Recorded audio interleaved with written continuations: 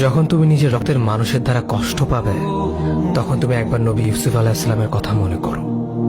তিনি কিভাবে নিজের ভাইয়ের দ্বারা প্রতারিত হয়েছিল।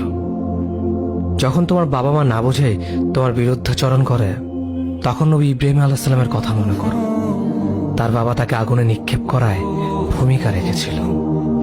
যখন তুমি সমস্যা থেকে পরিত্রাণের জন্য কোনো পথ পাবে না, তখন ইউনুস আলাইহিস সালামের কথা ভেবো। তিনি কতটা সময় তিমি মাছের পেটে আটকা পড়েছিল। যখন তোমার নামে কেউ মিথ্যা অপবাদ ছড়িয়ে দেবে, তখন মা আয়েশা রাদিয়াল্লাহু আনহার কথা মনে করো।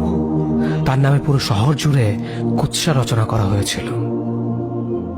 যখন তুমি অসুস্থ ব্যথার যন্ত্রণায় কাতরাতে থাকো, তখন নবী আইয়ুব আলাইহিস সালামের কথা ভেবো। তিনি ভয়ঙ্কর এক ভাইরাসজনিত রোগে আক্রান্ত হয়ে তোমার থেকে বেশি কষ্ট পেয়েছিল।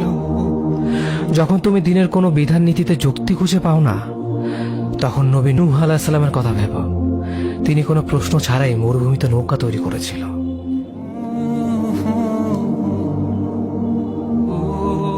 যখন তুমি আত্মীয়স্বজন, পরিবার, বন্ধু বান্ধবের কাছে হাসির পাত্রে পরিণত হও, তখন তুমি শেষ নবী হযরত মুহাম্মদ সাল্লাল্লাহু আলাইহি ওয়াসাল্লামের কথা ভেবো। রাসূল সাল্লাল্লাহু আলাইহি ওয়াসাল্লাম বলেছিলেন, সবচেয়ে বড় পরীক্ষা দিয়ে সব থেকে বড় পুরস্কার আসে। যখন আল্লাহ কাউকে ভালোবাসেন, তখন তাকে পরীক্ষা করেন, এবং যে এই পরীক্ষাগুলো মেনে নেয়, সে আল্লাহর সন্তুষ্টি অর্জন করে। আর যে অভিযোগ করে, সে তার ক্রোধের পাত্র হয়। হে আল্লাহ, তোমার কথা মনে করা, তোমার প্রতি কৃতজ্ঞ হওয়ার এবং তোমার ইবাদত করার তৌফিক আমাদের দান করো। আমিন। যেভাবে তুমি সন্তুষ্ট হও, সেভাবেই আমাদের পরিচালিত করো।